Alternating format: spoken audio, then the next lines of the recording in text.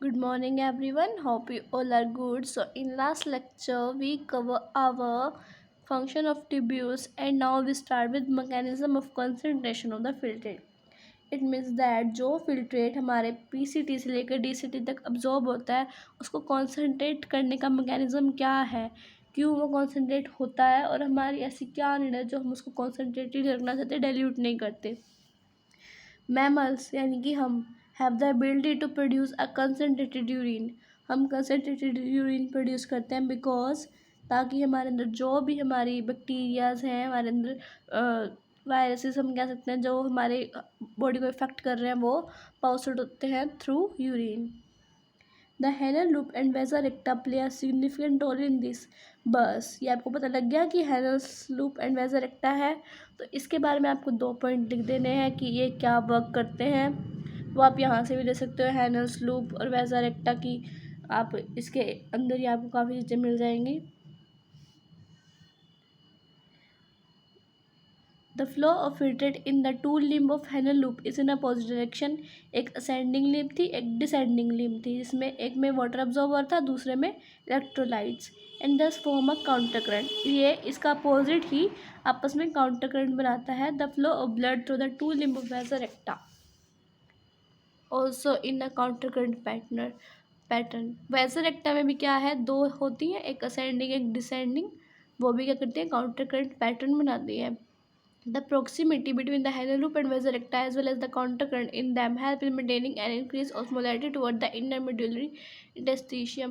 ये जो है osmolarity increase करता है 300 meter osmol per liter to in the cortex about 1200 meter osmol liter in the inner medulla के अंदर. This gradient is mainly cause by NaCl and urea. ये किसकी वजह से होता है, इलेक्ट्रोलाइट और यूरिया की वजह से. NaCl is transported by ascending limb of Henle loop. NaCl ascending limb से जाते हैं, हमने पढ़ा था. असेंडिंग लिम्ब से NaCl जाते हैं and urea. NaCl transported by the ascending limb of Henle loop which is exchange with the descending limb of vasa recta. और जो डिसेंडिंग लिम्ब होती है वेसा रेक्टा की उससे एक्सचेंज हो जाता है जो उस time. NaCl return to the interstitium by an ascending portion of vasa recta. Similarly, small amount of urea enter the thin segment of the ascending limb of the anal loop, which is transported back to the interstitium by the collecting tubules. यानी कि जो collecting duct है उसको useful substance को absorb कर लेती है, बाकी को पास आउट कर देती है. The above describe transport of substance facilitated by the special arrangement of Henle loop and vasa recta is called counter current mechanism. यानी कि इनकी जिस तरह से सेटिंग हो रखी है, असेंडिंग लिम्ब क्या अब्जॉर्ब कर रही है, डिसेंडिंग लिम्ब क्या अब्जॉर्ब कर रही है, वेसा रेक्टा उसमें क्या रोल प्ले कर रहा है, इसको हम कहते हैं counter current mechanism. This mechanism helps to maintain a concentration gradient in the medullary interstitium. Presence of such interstitial gradient help in an easy passage of water from the collecting tubule, thereby concentrating the filtrate. Urine को filtrate कर देते हैं ये. Human kidney can produce urine nearly 4 time concentrated than the initial filtrate form. यानी कि जो filtrate हमारे हैनल रूप में जाके आगे रीअब्जॉर्ब होता है, सिक्रीट होता है, उसका हमारी किडनी 4 टाइम्स देती है फिल्ट्रेट हमें कंसनट्रेटेड यूरिन. बिकॉज मैंने आपको रीज़न स्टार्टिंग में बता दिया कि ताकि हमारे अंदर जो बीमारियाँ ना आए, बीमारियाँ ना पनपे. मेन इसमें यही था कि हैनल लूप और वेसा रेक्टा इसमें रोल प्ले करते हैं. इनका जो फ्लो है आउट अपोजिट डायरेक्शन में होता है, इसलिए इनको काउंटर करंट मैकेनिज्म कहते हैं. ये यूरिन को कंसनट्रेटेड प्रोड्यूस करते हैं और ऑस्मोलैरिटी बनाए रखते हैं हमारी 300 मीटर ऑस्मोल से 1200 मीटर ऑस्मोल पर लीटर. ये इसका डायग्राम है, मैं आपको इसकी भी वीडियो ड्रॉ करके भेजूँगी, आप उसको भी प्रैक्टिस करना. पता होना चाहिए कि इस लिम्ब में क्या है, इस लिम्ब में क्या है, ये हेनस लूप की असेंडिंग लिम्ब और डिसेंडिंग लिम्ब में क्या है. ओके, और कलेक्टिंग ट्यूब्यूल्स क्या अब्जॉर्ब कर रहे हैं और क्या एक्सक्रीट कर रहे हैं. नेक्स्ट है regulation of kidney function. Regulation भी हमारी किडनी में काफ़ी टाइप्स का होता है. The functioning of the kidney is efficiently monitored and regulated by hormonal feedback mechanism involving the hypothalamus, JG and to a certain extent the heart.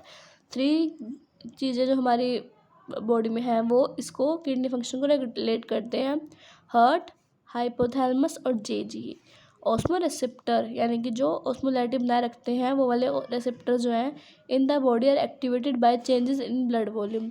जब blood volume में change हो यानी कि कभी वो बढ़ रहा है कभी वो कम हो रहा है, तब body fluid volume and ionic concentration ये तब होते हैं जब हमारी बॉडी में इनमें कोई दिक्कत हो जाए।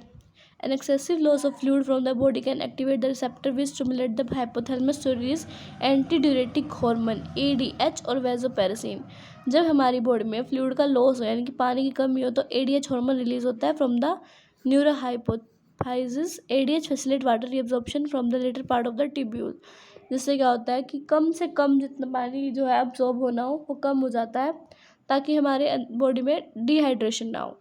ADH facilitate water reabsorption from the later part of the tubule thereby preventing diuresis। यानी कि हमें डायरियोसिस जो बीमारी है जिसमें पानी की कमी होती है वो नहीं होती। And increase in body fluid volume can switch off the osmoreceptors. यानी कि जब इंक्रीज होगा बॉडी फ्लूइड्स का तो क्या होंगे, ये बंद हो जाएंगे and surprises the ADH release to complete the feedback।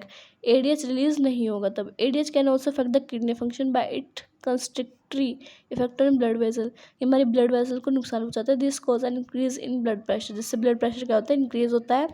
And increase in blood pressure can increase the glomerular blood flow and there by the GFR। इसमें GFR इंक्रीज हो जाता है। अब मैं इसको आराम से आपको समझाती हूँ।